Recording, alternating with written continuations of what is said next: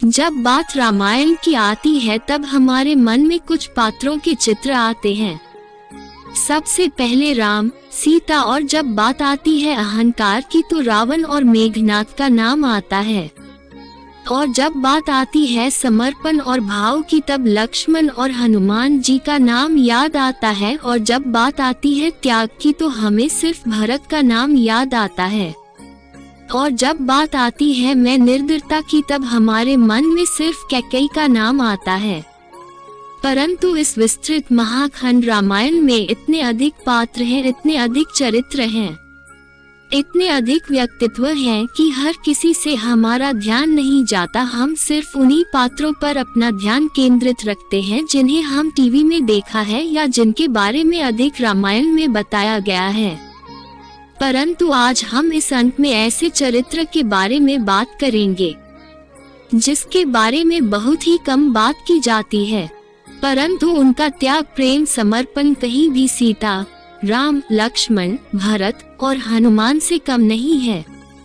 हमने आज तक रामायण इस दृष्टिकोण से देखा है, उसमें हमें पात्र और चरित्र बहुत ही कमी ही दिखाई देता है।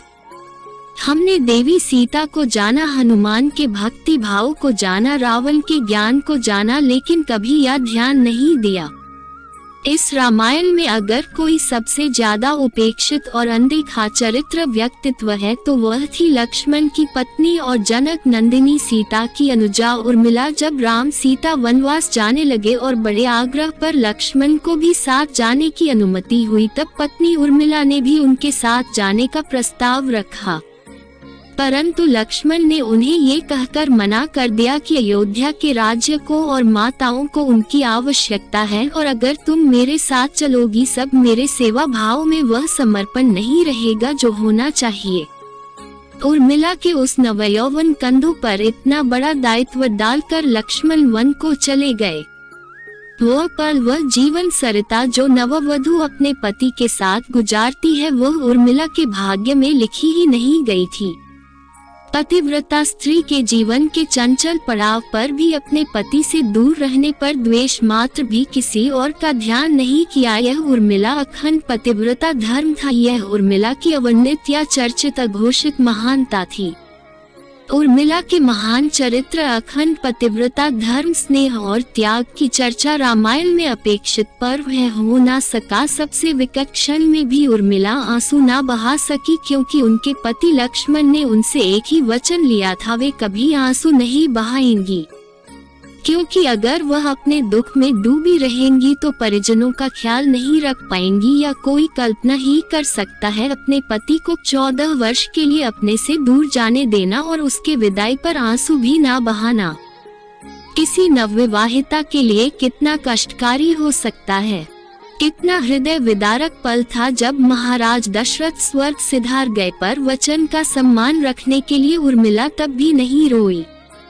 पति के लिए वह अपने पिता महाराज जनक के घर भी नहीं गई ताकि माँ और सखियों के सानिध्य में उर्मिला का पति वियोग कुछ दुख कम हो जाता, परंतु उर्मिला ने मिथिला जाने से सादर इनकार कर दिया, ये करते हुए कि पति के परिजनों के साथ रहना, हर दुख में उनके साथ रहना उनका कर्तव्य है।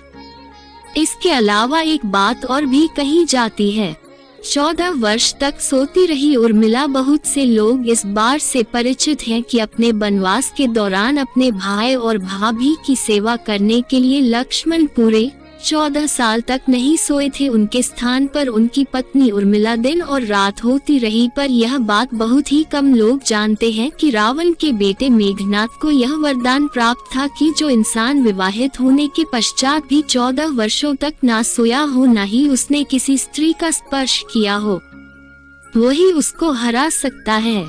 इसलिए लक्ष्मण मेघनाद को मोक्ष दिलाने में सफल हुए थे।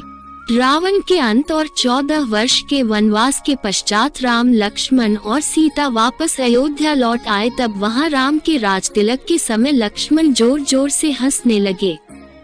सभी को ये बात बहुत ही आश्चर्यजनक लगी कि लक्ष्मण किसी का मजाक उड़ा रहे हैं।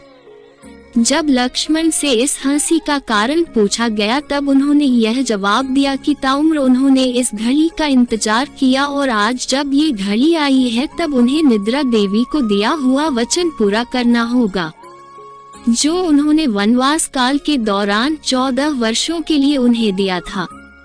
लक्ष्मण ने नहीं देखा भगवान राम का राज तिलक। दरअसल निद्रा ने उन्हें कहा था कि वह 14 वर्षों तक उन्हें परेशान नहीं करेगी और उनकी पत्नी उर्मिला उनके स्थान पर सोएगी।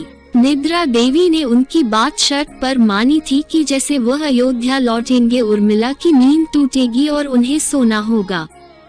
लक्ष्मण इस बात पर हंस रहे थे कि अब उन्हें सोना होगा और वह राम का राज तिलक नहीं देख पाएंगे और उनके स्थान पर उर्मिला ने हर रस्म देखी थी। 14 वर्ष तक कोई लगातार कैसे सो सकता है, ये सोचने वाली बात है, परंतु एक औसत आदमी, एक औसत मनुष्य के लिए एक दिन में 6 से 8 घंटे सोना अत्यधिक होता है। अगर उस पहलू से भी देखा जाए तो हो सकता है कि उर्मिला दोनों ही भाग्य का सोना 12 घंटे या 16 घंटे ही सोती हो। बाकी समय में वह अपने गृह कार्य और अपनी माताओं की सेवा करती रही। इसी बात को काटने के लिए एक बात और हम आपको बताएंगे कि उर्मिला सोती भी रही और बाकी काम कैसे करती रही। एक और वाक्य ऐसा भी है जो बताता है कि लक्ष्मण की विजय का मुख्य कारण उर्मिला थी। मेघनाथ के वध के बाद उनका शव राम के खेमे में था।